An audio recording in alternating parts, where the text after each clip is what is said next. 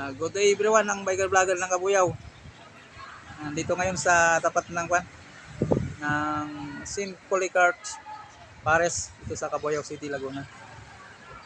Ito, na-explore na ni biker vlogger itong kagandahan ng kagandahan ng simbahan. Sobrang ganda ng simbahan, sobrang ganda. Ano pa siya? Ongoing pa yung renovation tong simbahan. Yan pa yung mga construction na gumagawa. Pinapaganda nila yung paligid ng simbahan.